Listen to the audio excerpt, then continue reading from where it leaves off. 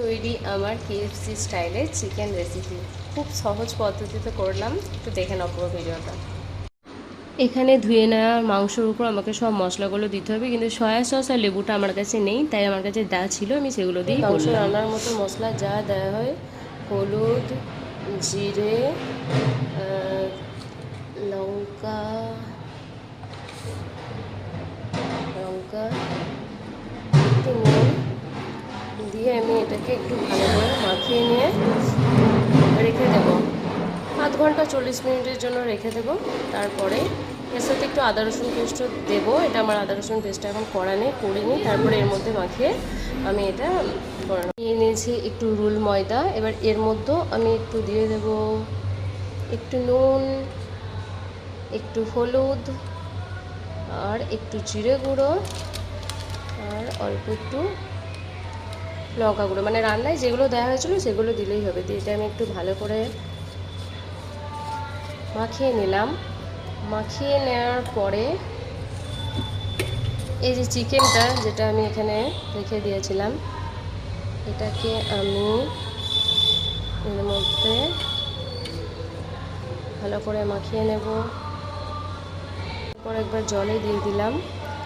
জলে দেওয়ার পরে আমি আবার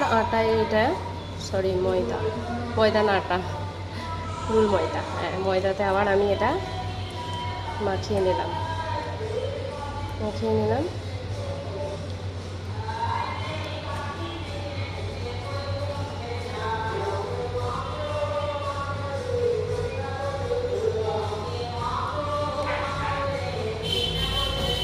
একবার করে আটায় মাখিয়ে নেওয়ার পরে জলে একটু চুবিয়ে নিয়ে আবার এটাকে ভালো করে মেখে নিতে হবে, একদম চিপে এরকম করে মাখিয়ে নেওয়ার পরে আমি প্রত্যেকটা এরকম করে নেব। তারপরে আমি এটা তেলে ভাজবো। গরম হয়ে গেছে, এবার আমি এগুলোকে একটা করে দিয়ে দেব।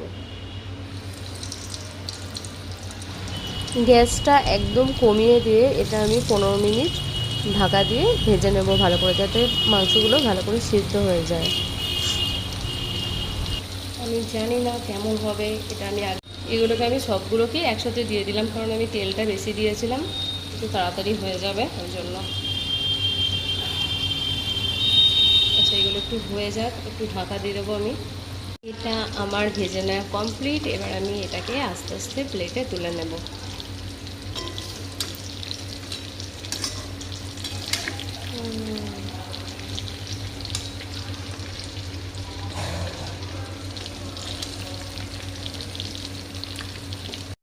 এটা আমার পুরো